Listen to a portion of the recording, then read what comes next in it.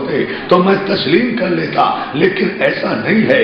الحمدللہ سارے مسلمانوں کا قرآن ایک ہے، ایمان 72 ہے، فرقے 72 ہیں، اور یہ قرآن وہ ہے جو یہ کہتا ہوا آ رہا ہے کہ واعتصموا بحبل اللہ جمیعا ولا تفرقوا، اور تم سب کے سب مل کر اللہ کی رسی کو مضبوطی سے تھام لو اور آپس میں فرقے فرقے نہ ہو جاؤ۔ بس اتنی سی تو بات ہے کہ آیت بھی سب نے پڑھ لی اور ترجمہ بھی سب نے لکھ دیا کہ اللہ کی رسی کو مضبوطی سے تھام لو۔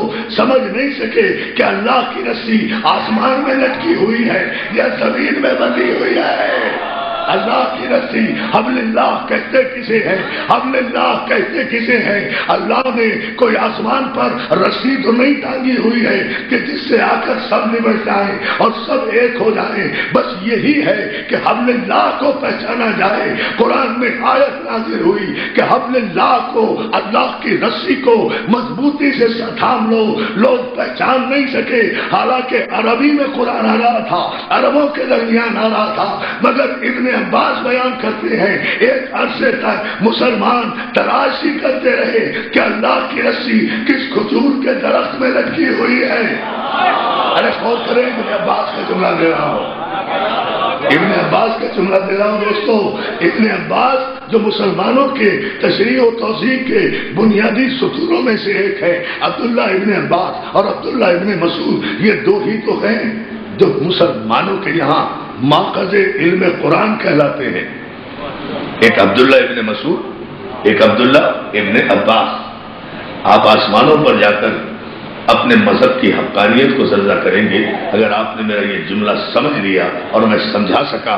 اجزان محترم، وہ یہ ہے کہ عبداللہ ابن مسعود ذریعہ ہے قرآن سمجھنے کا تمام مسلمانوں کے درمیان، سب سے بڑا ذریعہ، اور عبداللہ ابن عباس، یہ دو ہستیاں ہیں کہ جن کے ذریعے سے مسلمانوں کے تمام مکاتب فکر قرآن سمجھتے ہیں اور انہی کی تفسیر کو بنیاد بناتے ہیں قرآن سمجھنے کے لیے۔ جیسے حدیث میں محمد ابن اسماعیل بخاری کو اتھارٹی مانا گیا، اسی طرح قرآن فہمی میں ابن مسعود کو اور ابن عباس کو تسلیم کیا گیا۔ ہمیں سمجھ میں نہیں آتا کہ لوگ کنہیں تسلیم کرتے ہیں، انہیں تسلیم کرنے کے بعد بھی پھر بھی ہمارے مذہب پر اعتراض کرنا۔ بھئی آپ کے قرآن سمجھنے کے جو دو ماخذ ہیں، چاہے وہ عبداللہ ابن مسعود ہو یا عبداللہ ابن عباس ہو، عبداللہ ابن مسعود بھی علی کا شاگرد، ابن عباس بھی علی۔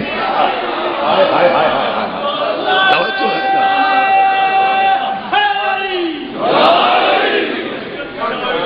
سلامت علیکم، آواز بلند۔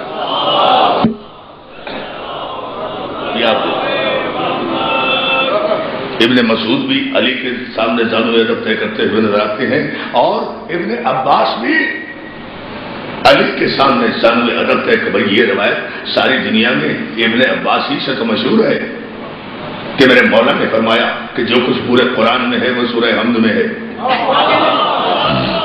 یا علی یا علی یا علی، یہ ابن عباسی کی تو مستند ترین روایت ہے کہ جو کچھ، ایک جملہ کہوں آپ کی خدمت میں، جو کچھ ابن عباس نے کہا وہ اس کا خلاصہ یہ ہے کہ جو کچھ پورے قرآن میں ہے وہ سورہ حمد میں ہے، جو سورہ حمد میں ہے وہ بسم اللہ میں ہے، جو بسم اللہ الرحمن الرحیم میں ہے وہ بے میں ہے، جو بے میں ہے وہ اس نقطے میں ہے جو بے کے نیچے ہے۔ اور میرے مولا نے کہا وانا نقطے تو تحت البا، اور وہ نقطۂ بائے بسم اللہ تیرا مولا علی ہے۔ عزیزان محترم، اب چونکہ روایت ابن عباس نے کر دی تھی کہ پورے قرآن کا نقطۂ بائے بسم اللہ علی ہے، اس لیے امیر شام کے زمانے میں جب خلافت کو ملوکیت اور بادشاہت میں تبدیل کیا گیا اور ابو طالب کی اولاد بالخصوص علی کے فضائل گھٹائے گئے، اسی لیے تو یہ اختلاف امت میں ڈالا گیا کہ بسم اللہ الرحمن الرحیم بالجہر پڑھنا چاہیے یا آہستہ پڑھنا چاہیے، بسم اللہ الرحمن الرحیم جزو قرآن ہے یا نہیں ہے، جزو سورت ہے یا نہیں ہے، جزو آیت ہے یا نہیں ہے۔ ابو سفیان کے بیٹے نے بسم اللہ الرحمن الرحیم کو اسی لیے تو مشکوک بنایا کہ اگر بسم اللہ پڑھا جائے گا تو میری بادشاہت الگ رہ جائے گی، علی اپنی جگہ۔ علیہ توجہ ہے مولا جیو جیو جیو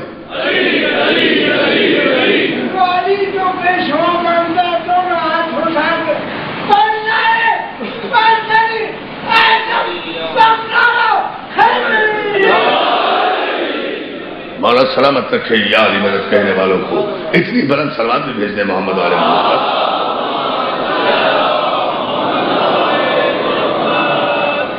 تو جو ہے نا محترم یہ ہے وہ منزل فکر جسے دیکھنا چاہیے. تو ماخذ قرآن میں ابن عباس بھی مستند اور ابن مسعود بھی. بڑی توجہ.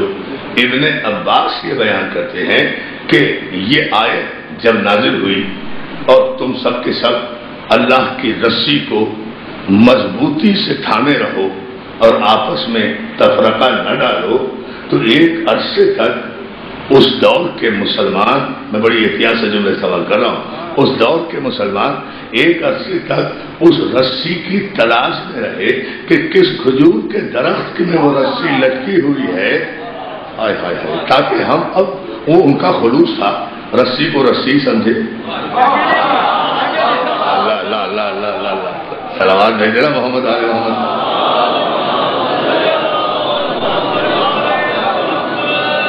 وہ اس دور کے مسلمانوں کا سیدھا پن تھا، ان کا خلوص تھا کہ وہ حبل اللہ کو آسمانوں میں یا کھجور کے درختوں میں لٹکی ہوئی رسی ہی سمجھے ایک عرصے تک تلاش کرتے رہے. سلمان فارسی کو اطلاع ہوئی کہ کچھ مسلمان ہیں جو مکے مدینے کے ارد گرد رسی تلاش کرتے پھر رہے ہیں کھجوروں کے درختوں کے نیچے، کہ کسی درخت کے نیچے خود بخود قدرتی طور پر کوئی رسی لٹکی ہوئی نظر آ جائے تاکہ ہم قرآن کی آیت کی عملی تعمیل کر کے اللہ کے رسول کی خوشنودی حاصل کریں.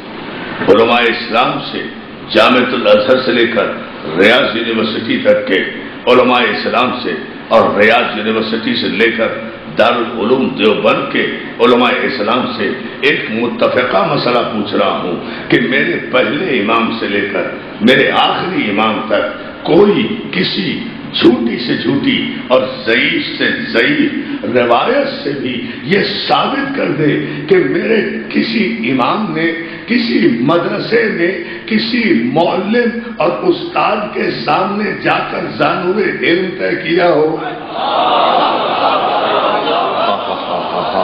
بھائی میں نے تو بہت بڑا جملہ کہا ہے، آپ غور نہیں فرما رہے اس جملے پر. اتنا بڑا چیلنج ہے، میرے پہلے امام سے لے کر میرے آخری امام تک.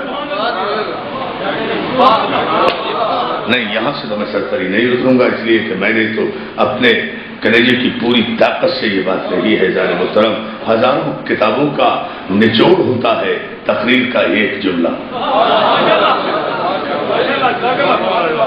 اس لیے اس سے سرسری نہ گزریے. آپ واہ نہ بھی کہیں تو مجھے افسوس نہیں ہوگا، اس لیے کہ میں کوئی اپنا شعر نہیں پڑھ رہا ہوں. لیکن میں یہ ضرور چاہوں گا کہ آپ نوجوانوں کے ذہنوں میں ایک بات اتر ضرور جائے جو میں کہنا چاہتا ہوں. آپ جو ماشاءاللہ اتنی بڑی تعداد میں یہاں آ رہے ہیں، حوصلہ افزائی ہماری فرما رہے ہیں، تو اگر پوری تقریر میں ایک جملہ بھی یہاں سے لے کر چلے گئے، مقصد مجلس مکمل ہو گیا. صلوات بھیجیں محمد علیہ محمد.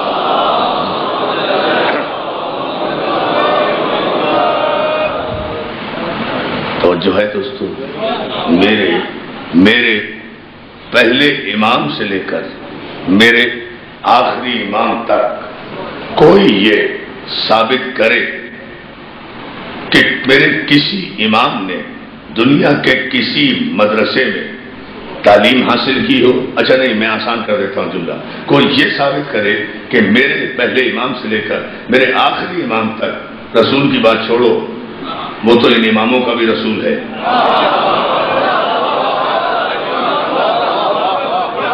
میں شہر کی بات ہی نہیں کر رہا، میں تو دروازے کی بات کر رہا ہوں. بھکاریوں کی اولادو، ہائے ہائے ہائے، صلوات بھیجے، صلوات بھیجے.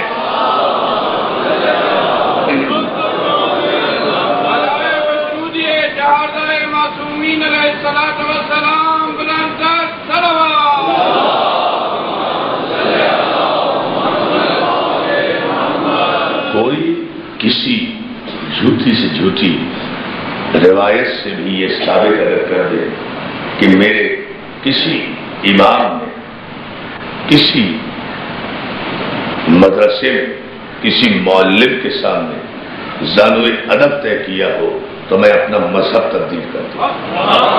اس سے بڑی بات تو نہیں کہی جا سکتی. اچھا اور آسان کر دوں تاکہ کل کوئی یہ نہ کہے کہ بات ہماری سمجھ میں نہیں آئی تھی. اور دلیل کے ساتھ آسان کر رہا ہوں. میرے پہلے امام سے لے کر میرے 11ویں امام تک، میرا 12واں تو غائب ہے، میرے 11ویں امام تک جتنے میرے ائمہ معصومین گزرے ہیں، یا تو ان کے عالم ہونے کا انکار کر دو یا ان کے استاد کا نام بتا دو.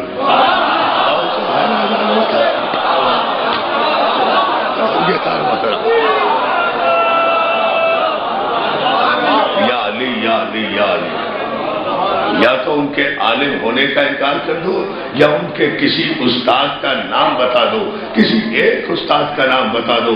قیامت تک کوئی میرے پہلے امام سے لے کر آخری امام تک کسی ایک کے استاد کا نام بتا دے یا ان کے عالم ہونے کا انکار کر دے، میں دونوں صورتیں تسلیم کر لوں گا.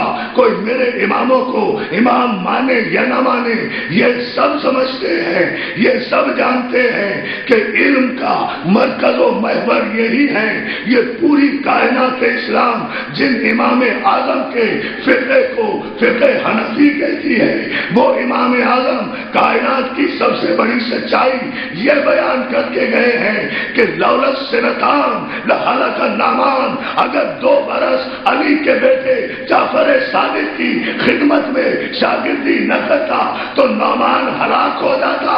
بھائی اگر نعمان ہی ہلاک ہو جاتا تو پھر فقہ کہاں سے باقی رہ جاتا. اور جو ہے نادان محترم صلوات بھیجنا محمد والے محمد، یہ ہے وہ فلسفہ جسے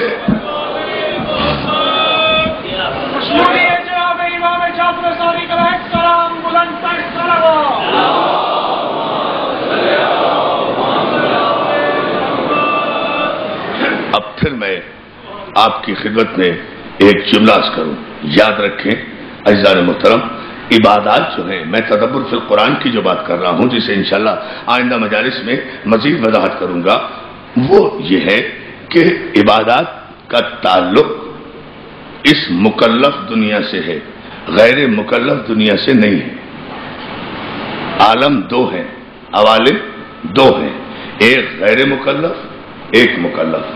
مکلف یہ دنیا ہے جس میں ہم اور آپ رہتے ہیں، یعنی مکلف اس عالم کو کہتے ہیں جس میں انسان پر شرعی اور سماجی تکالیف عائد ہوں. شرعی اور سماجی ذمہ داریاں عائد ہوں. ہم جب تک زندہ ہیں سن بلوغ کو پہنچنے کے بعد ہم پر شرعی قوانین کا اطلاق ہوتا ہے. یا علی یا. اب اس جملے پر غور فرمانا آپ کا کام ہے. اور اس کے لیے قرآن نے ارشاد فرمایا کہ وما خلقت الجن والانس الا لیعبدون، ہم نے جن و انس کو اس لیے پیدا کیا کہ وہ ہماری عبادت کریں. صلوات بھیجیں محمد علیہ. ایک مرتبہ اور درود بھیج دیں محمد علیہ.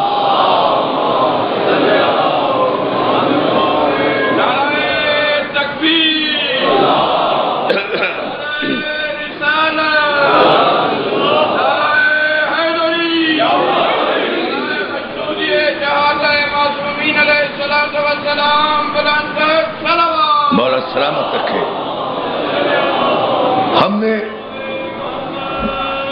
ہم نے